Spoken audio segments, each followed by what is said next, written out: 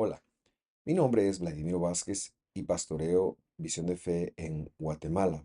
Quiero darle la más cordial bienvenida a este video. En nuestra iglesia hemos entendido que los apóstoles en Hechos enviaron a aquellos creyentes que venían del mundo gentil a estudiar las predicaciones de Moisés que en ese momento histórico se hacían semana a semana. Y esa es la razón de que nosotros transmitamos hoy en día, cada semana, una nueva porción. Mi deseo es que esto pueda colaborar como un manual para el creyente del siglo XXI. Que Dios lo bendiga y gracias por sintonizar.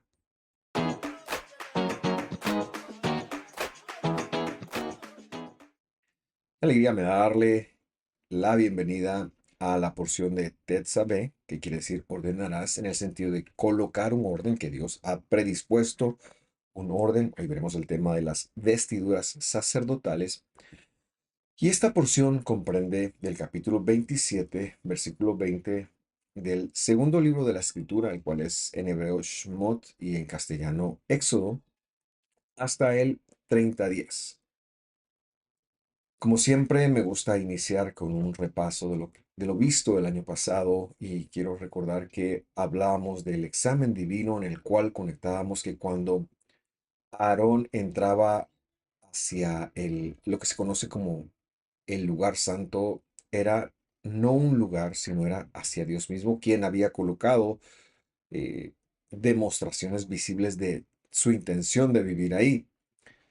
Es Dios quien también es el centro de todos los procedimientos, formas correctas de vivir. También lo veíamos el año pasado.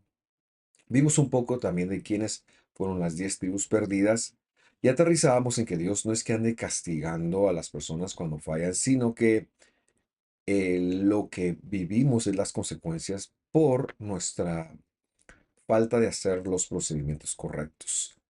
Vamos a continuar la lectura porque hoy el- la Biblia se enfocará en esta lectura que vamos verso a verso de las porciones semanales, se enfocará en las vestiduras sacerdotales y de ahí es que hemos tomado el tema, pero desde ellas obtendremos varias enseñanzas.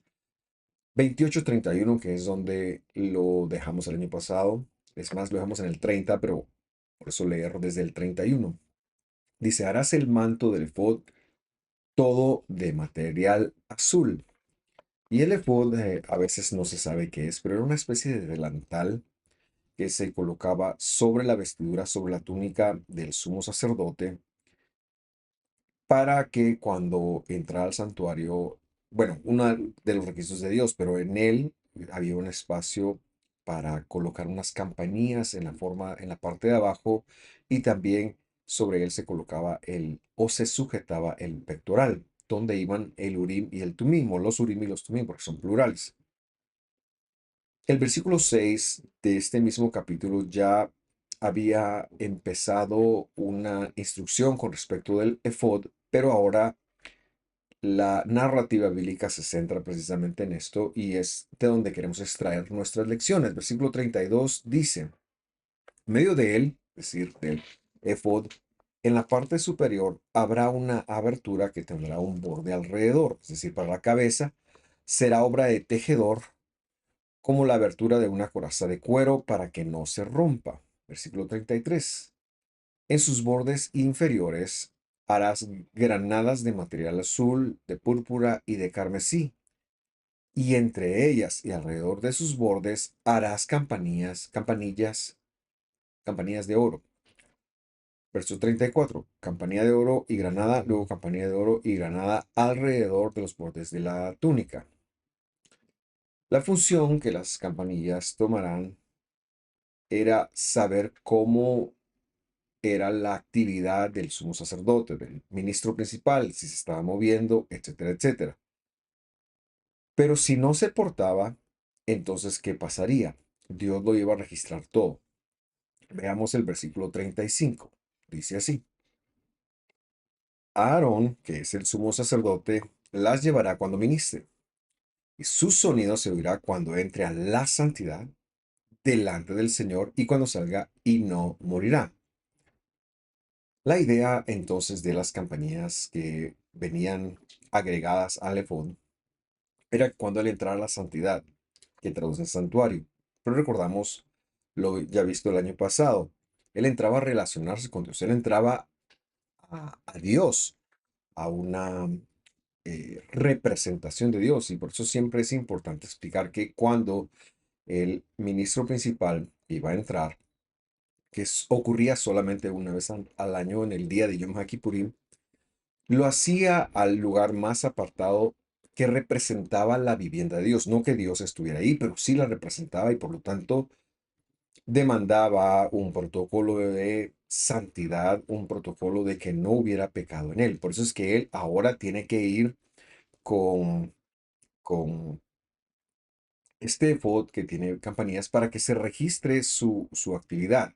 Y estos elementos eran muy importantes porque era como Dios como la persona se relacionaba con Dios. Ahora bien, hoy también podemos entender por lo leído que cuando entre la santidad delante del Señor, justifica lo que hemos dicho muchas veces. Él no entró al lugar santo, él entró a la santidad, es decir, podríamos llegar delante del Señor. Lo que la escritura muestra acá es un paralelismo. Y cuando alguien entraba al Señor, a pesar de que esto era una representación, había todo un protocolo celestial requerido de esa persona. No podría portar pecado. Recordamos el caso de Nadab y Abijú en el capítulo 10 de Levítico, quienes no tomaron en cuenta este protocolo, sino que quisieron ofrecer incienso o fuego extraño.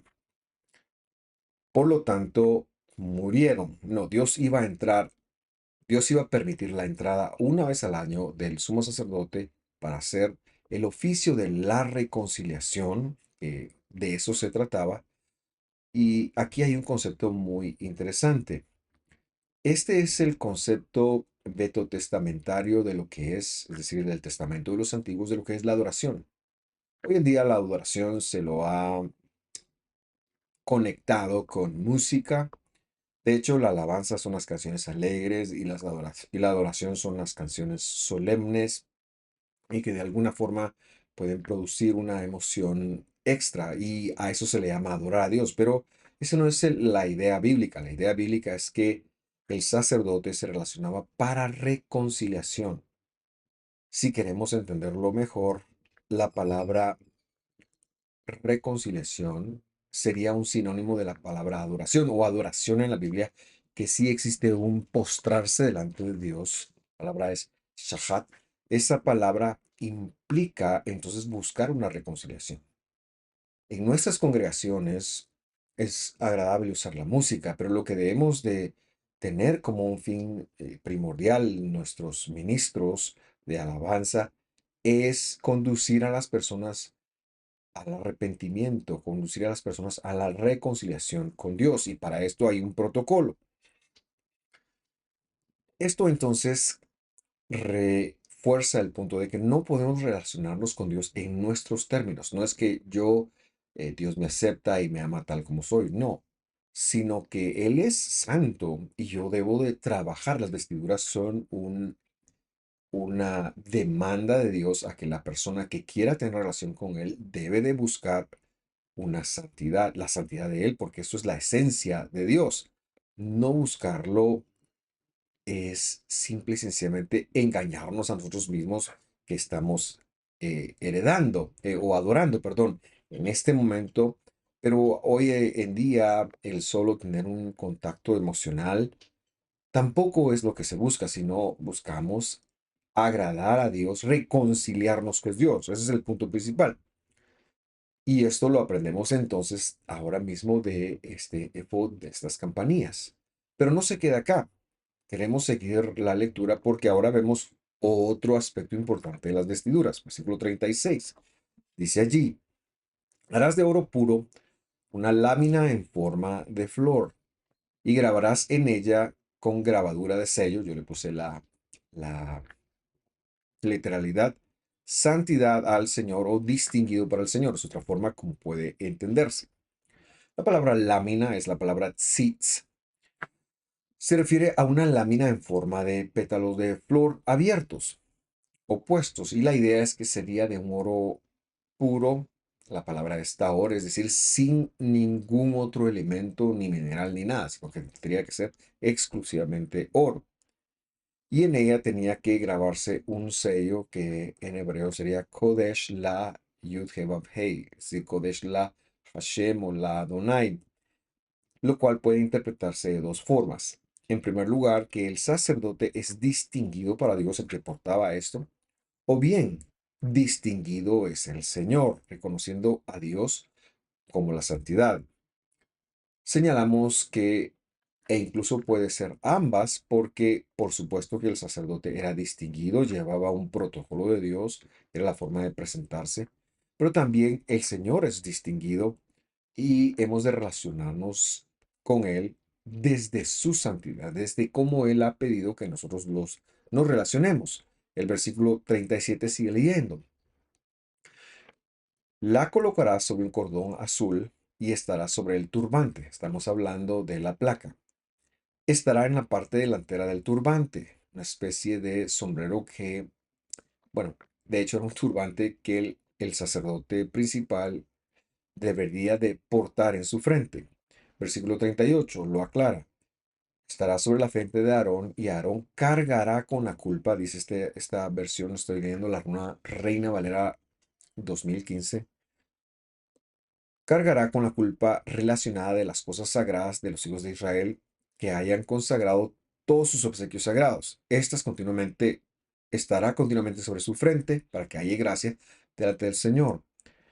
Cuando nosotros leemos la traducción, pareciera indicar que esta laminita que se colgaba en la frente, en el turbán de Aarón, haría que Aarón cargara con la culpa de las cosas sagradas.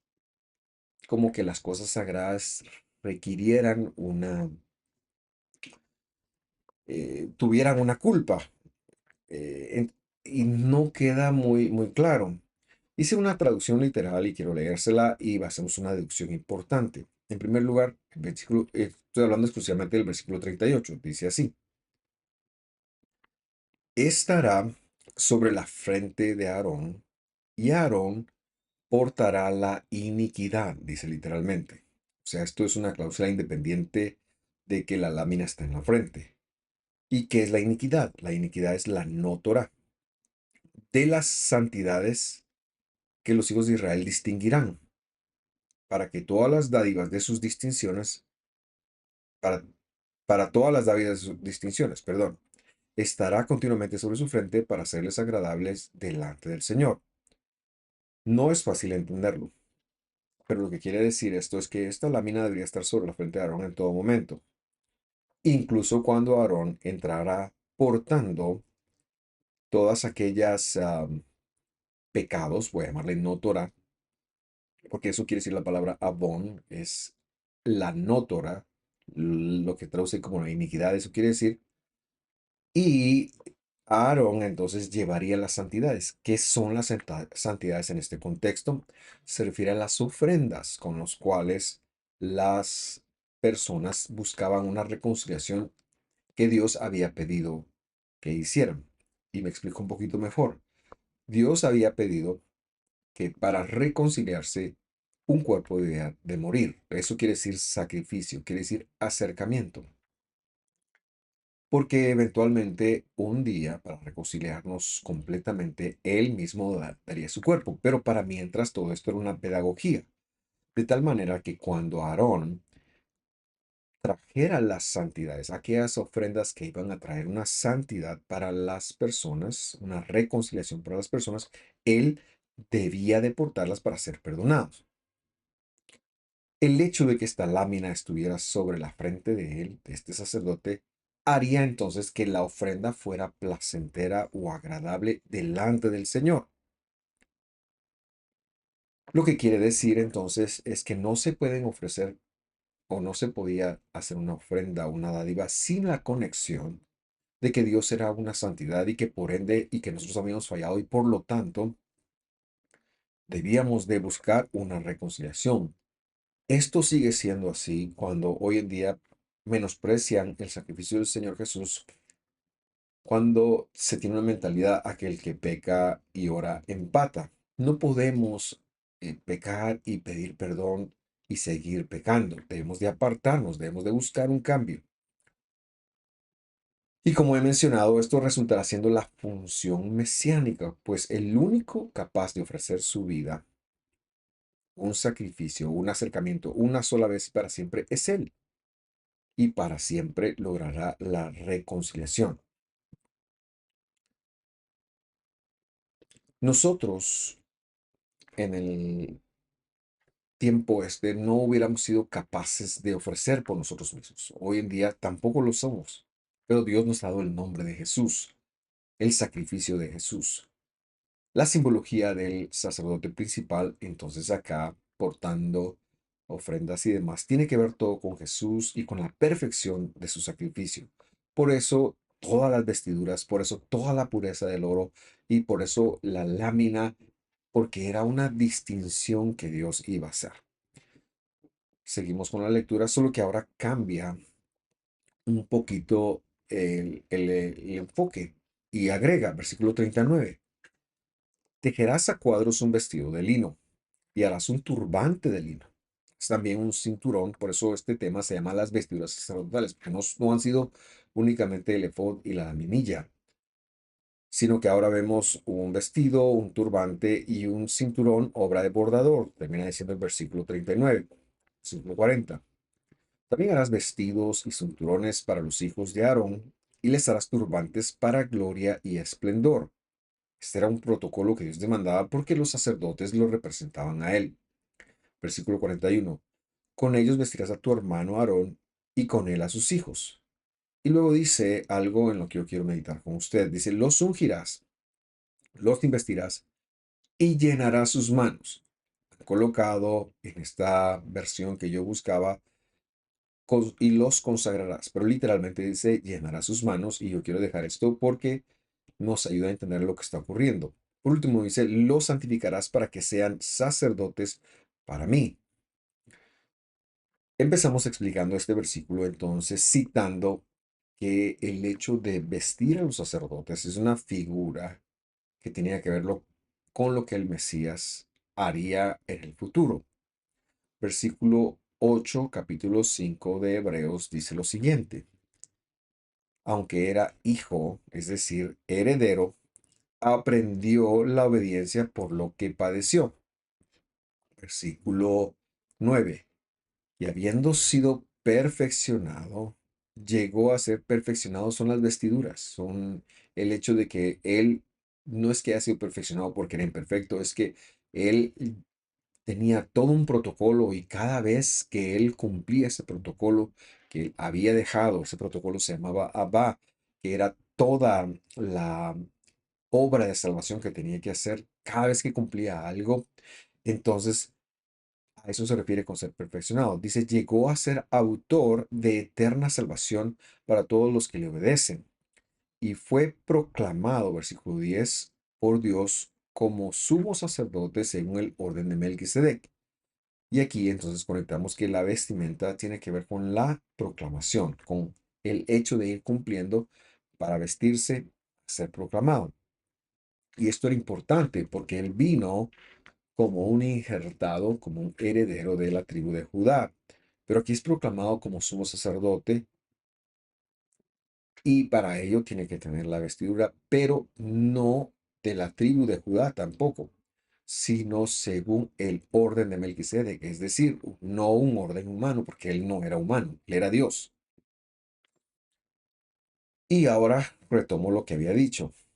En Éxodo hemos dicho que Dios quería llenar sus manos. Esto tiene dos connotaciones, lo que ha traducido como consagrar. En primer lugar, Moisés tenía como una competencia para él hacerles capaces a los sacerdotes de desempeñar la labor de reconciliación.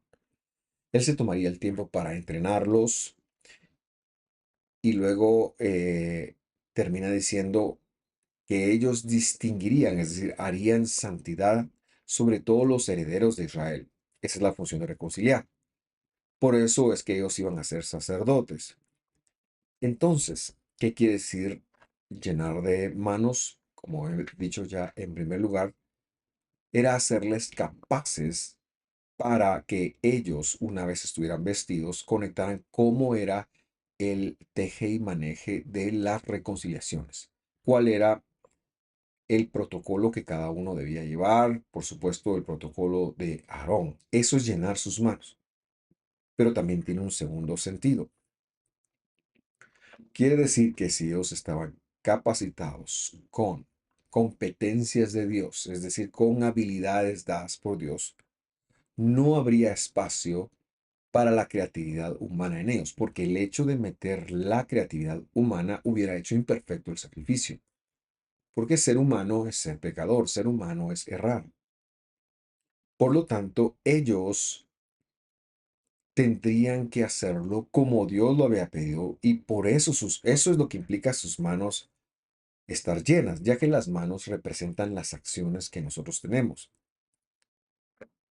Dios quería entonces que los sacerdotes, a la hora de ser investidos, debieran tener las manos llenas, porque no había un espacio para la opinión humana. Y es que si un heredero de Israel, alguna persona del pueblo, había cometido un pecado, vendría con el sacerdote y le preguntaría, mira, ese es el pecado, y el sacerdote tendría que, de acuerdo a esta llenura, decirle, mira, tienes que ofrecer tal sacrificio o tienes que hacer tal cosa, de todo lo que Levítico después legislará que se puede hacer. Pero lo que señalamos es que todo era protocolo, era una idea de Dios, una idea divina, porque no hay espacio para la creatividad humana, ya que es Dios promoviendo la reconciliación. Y en el desierto, Dios lo estaba haciendo por medio de hombres porque Él todavía no habría venido. Y es que cuando Él viniera, esa reconciliación sería exclusiva por medio de Él, quien había sido a su vez investido como sumo sacerdote según el orden de Melquisedec. Por lo tanto, el sacerdocio arónico era un tipo del Mesías. Con esta explicación, entonces vamos ahora a terminar de leer el capítulo y tomamos el verso 42. También les harás, dice esta versión, pantalones de lino para cubrir su desnudez desde la cintura a los muslos. Una especie de calzoncillos es lo que eran, es decir, ropa interior de la cintura a los muslos. Versículo 43. Aarón y sus hijos estarán vestidos con ellos, es decir, se refiere a la ropa interior, cuando entren en la tienda. Y esto iba abajo de la túnica, por supuesto, de reunión, o cuando se acerquen al altar para servir en la santidad o servir a la santidad. No sea que carguen con culpa, es decir, con no Torah, y mueran. Este es un estatuto perpetuo, o sea, decreto inquebrantable por tiempo escondido. Es lo que quiere decir estatuto perpetuo para él y para sus descendientes después de él. Ahora bien, ¿qué tiene que ver esto con el sacrificio? Y me refiero a la ropa interior. El decoro es una de las cosas más importantes para Dios. Ellos no podrían mostrar su desnudez porque mostrar su desnudez implicaría una falta. Por eso se les manda a cubrirse, especialmente a la hora de acercarse al altar. Y hay otro lugar en donde se ha dicho que ni siquiera pueden ponerle gradas al altar para que no muestren. Y es que en el tiempo antiguo la ropa interior no era como muy utilizada. Y Dios es un Dios de decoro y todo tiene que llevar como un protocolo de la santidad. Si no lo hacían, podrían cargar culpa. Esta es la palabra no Torah nuevamente que hemos mencionado arriba, no instrucción. Podrían entonces entrar a la santidad, es decir, Dios, a la relación con Dios, y como allí se encontraba una representación de Dios, de su santidad, caer muertos. Y por eso es que Dios les dice, un Dios amoroso, que no quiere que mueran, que quiere que ellos puedan hacer su labor mucho tiempo, cómo hacer las cosas. Esta vigencia, hablando de lo que es un Jucat Olam, eso es lo que han traducido como estatuto perpetuo. se refiere a un decreto inquebrantable. Esa es la palabra hok, estatuto. Es decir, un decreto que no se podía quebrantar. Y luego olam. Olam viene de la palabra alam, que quiere decir escondido o esconder. Esto era un decreto inquebrantable por tiempo escondido. Y cuando se venció ese tiempo, cuando el Mesías tomó nuevamente el sacerdocio. Es decir, cuando fue el sacrificio perfecto, cuando el cuerpo de Dios vino a cumplir todos los sacrificios que se han enseñado acá, que se enseñarán en Levítico, cuando Él los vino a cumplir todos una sola vez para siempre, como lo hemos leído en Hebreos,